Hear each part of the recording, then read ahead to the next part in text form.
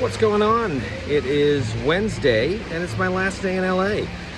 Joe left this morning and I have a flight out at 4:30, which will get me into JFK around 1:45 in the morning and home, somewhere after 2.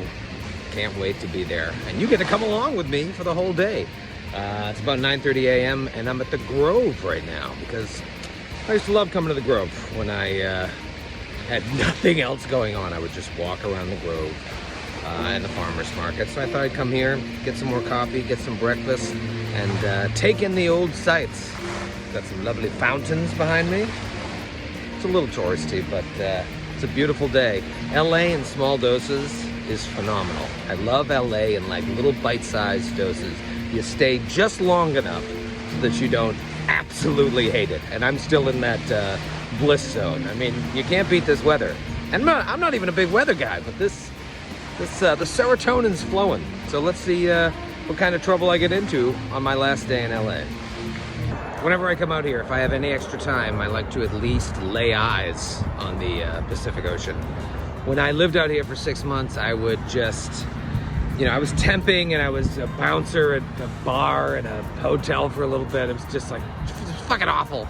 And most of my time was spent, like, if I wasn't working some shit job and trying to like get auditions, I would just drive. I would drive all over greater LA and stop at a Starbucks and write scripts that never came to fruition for hours, and then get back in the car, drive around, and go to another Starbucks or another coffee shop and write for a few hours.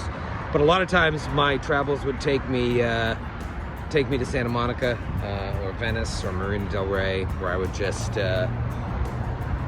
stick my toes in the sand and sit there and think until the 3-hour time limit on the parking garage was over. So anyways, I had some extra time. I'm slowly but surely making my way to the airport. I was like, you know what, I gotta say hi to an old friend called the Santa Monica Pier.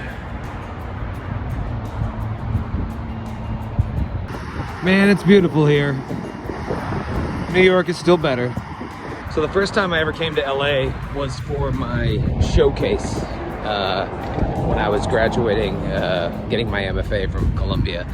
And we did a showcase in New York. This is where you like do scenes or monologues for agents and casting directors, and they all come out. It's a whole big thing. So we had one in LA too. So I cobbled together some money to buy a ticket, and I was like, I found a great hotel. It's so cheap, because it was right next to LAX, the airport, which is nowhere near the city.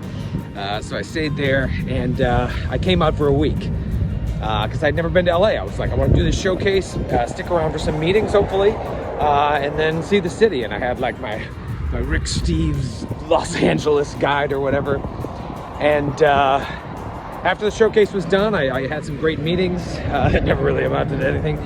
But then I was exploring the city, and I came down to Santa Monica and then decided to walk the Venice Boardwalk. I was like, well, I gotta walk the Venice Boardwalk.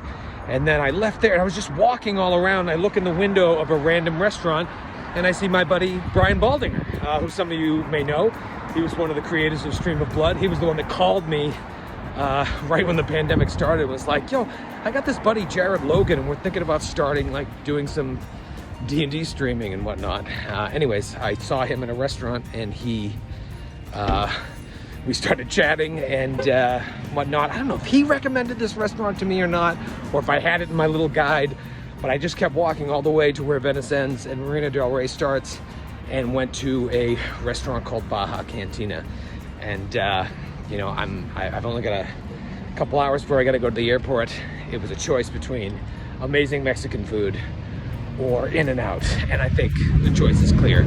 Gotta get Mexican food. And Baja Cantina is also special to me because it's where my wife and I had lunch before I said, hey, let's take a long walk on the beach. Maybe we can walk all the way back to Santa Monica. And that's where I proposed to her. So I wish she was here, but I will drink a margarita and eat a mole enchilada in her honor.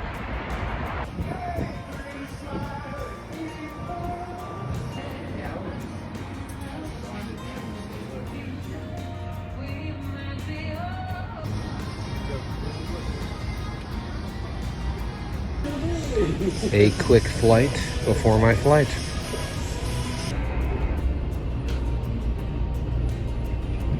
Well, this trip has come to an end. Almost. I still have a 6-hour flight home and then an hour and a half drive, but I am at LAX. I'm in the Delta Lounge, and I've got some work to do, namely editing this content video.